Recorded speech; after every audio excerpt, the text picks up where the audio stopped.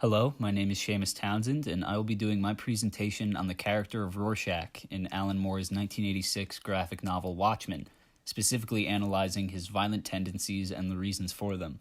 I think in order to understand what the character of Rorschach truly represents, we need to first look at what Alan Moore himself was looking to create with the character, summarized in this quote by Moore here. So I thought, alright, if there was a Batman in the real world, he probably would be a bit mental. He wouldn't have time for a girlfriend, friends, a social life, because he'd just be driven by getting revenge against criminals, dressed up as a bat for some reason. He probably wouldn't be very careful about his personal hygiene. He'd probably smell. He'd probably eat baked beans out of a tin. He probably wouldn't talk to many people. His voice probably would have become weird with misuse. His phraseology would be strange. This quote reveals, at least partially, the basis of the Rorschach character, a realistic take on Batman. Imagine somebody like Rorschach, who from a young age is mentally and physically abused, growing up destitute and forced to witness their mother prostitute herself. Then imagine that this trauma manifests itself in an extremely black and white sense of justice. Would this person result in a Batman, a sexy philanthropist billionaire whose unwavering sense of justice is viewed as noble and who refuses to kill because he's so morally strong? Or would they become what Rorschach eventually becomes? Smelly, unlikable, most likely with some sort of social disability, misogynistic, with a gravelly voice, and not from being cool, but from years of misuse and a lack of proper social interaction. Someone who kills people he sees as deserving of death because they don't align with his view on right and wrong. Moore claims that it would most likely be the latter. And this Batman parallel is obvious from the outset. The novel opens with Rorschach monologuing from a city rooftop about the filth of the world beneath him, perched just like Batman. He proceeds to do his own detective work in the death of the comedian, but instead of presenting his findings to a Commissioner Gordon, he breaks into his former partner Night Owl's home, eating cold beans out of the can and waiting for Night Owl to return, hoping he'll help him.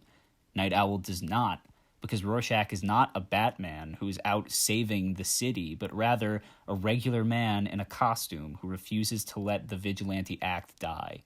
Rorschach is the anti-Batman, but instead of a bat costume, he wears a literal Rorschach test on his face, a representation of not only his deep-rooted trauma, but his black and white outlook on the world.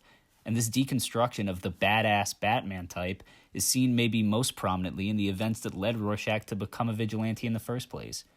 Instead of beginning to fight crime by hunting down his parents' killer and mercifully letting him live, Rorschach's inspiration to fight crime was the murder of Kitty Genovese, a murder that actually occurred in real life, where a woman was raped and killed outside an apartment building in Brooklyn, where around 40 residents allegedly witnessed or heard the crime and did nothing. Rorschach says that this apathy repulsed him and is what led to him donning the mask and joining the Watchmen. While Batman was driven by revenge from the get-go for a personal offense, Rorschach carried his childhood trauma with him and only decided to take action when exposed to the fact that many people shied away from the underworld of crime. Even when vigilantes are outlawed prior to the events of Watchmen and his fellow Watchmen all retreat to lead regular lives as regular people, Rorschach refuses. Instead, he retreats to the shadows, and his response to this outlawing of masked heroes is to leave the bloodied corpse of a suspected serial rapist in front of a police precinct with the word "never" written on a note attached to the body. So when Rorschach is first seen operating solo after Night Owl rebukes him, his first act to try to gain information about the death of the comedian is to enter a seedy dive bar and ask the population if they know who did it. When a man loudly mocks Rorschach for his body odor, Rorschach goes over to him without saying a word, grabs his hand, and breaks his pinky finger. Rorschach asks calmly after doing so, "Who killed Edward Blake?" while breaking another finger every time the question isn't answered. This is the Rorschach way. He will assault anyone who he deems worthy of punishment in order to bring him closer to delivering justice. The psyche of Rorschach, and arguably the fulfillment of his characterization, occurs in the chapter The Abyss Gazes also, when Rorschach goes to prison after an anonymous individual tips off the police that Rorschach is still actively doing vigilante work.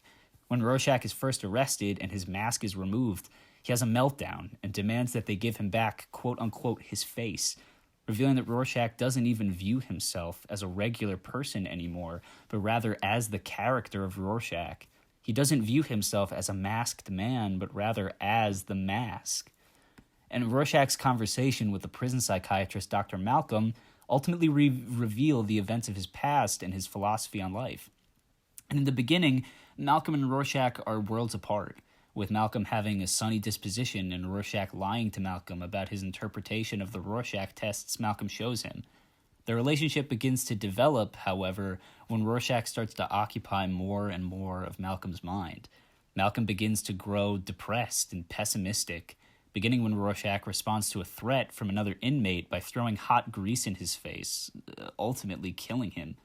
Malcolm begins to become exposed to Rorschach's violence and twisted philosophy, and can't sleep after learning that after Rorschach did this, he yelled out to the other inmates, "I'm not locked in here with you, you're locked in here with me."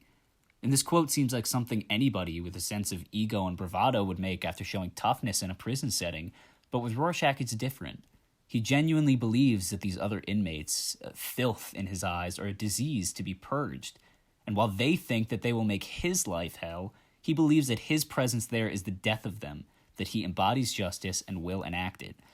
It's the next 2 days after that Rorschach tells Malcolm his story, what made him Rorschach.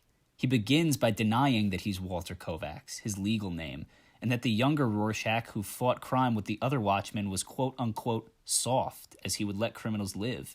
He claims that that wasn't Rorschach, but rather Walter Kovacs pretending to be Rorschach. And this further cements him as an anti-Batman. While Batman goes by a code where he will never kill, Rorschach is disgusted with the thought of allowing criminals to live.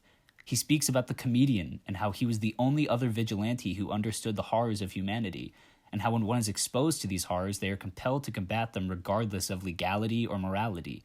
Rorschach admits that he believes he has to do what he does, because he is one of the few who truly understands that humans are dirty and evil. And the next day is when Rorschach tells Malcolm of his murder of Gerald Grice, a man who had killed a little girl and fed her remains to his dogs, by first admitting to Malcolm that he does not see a pretty butterfly when looking at the Rorschach test, as he said days earlier, but rather a dog with its skull split open. He explains that he was attracted to the case because of how he felt for the little girl, acknowledging that it was quote-unquote personal. This is the first and only time Rorschach openly acknowledges the abuse he suffered as a child and how it influenced his vigilantism, and it is due to this that he handled the Grice situation in the manner which he did. Rorschach says that it was Walter Kovacs who shouted for his mother and shut his eyes as he brutally killed these dogs, but when his eyes opened, he was Rorschach. Rorschach's birth, so to speak, occurs during his first instance of extreme violence.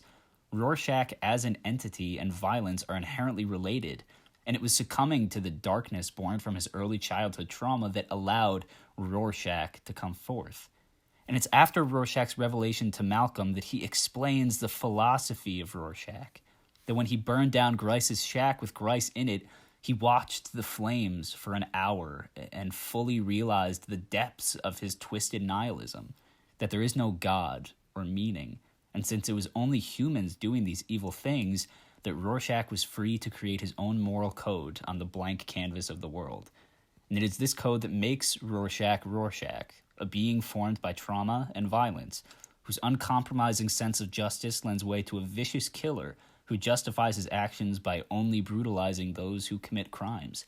He is the ultimate Rorschach test, black and white, never gray, and illuminating the darkest depths of the human psyche.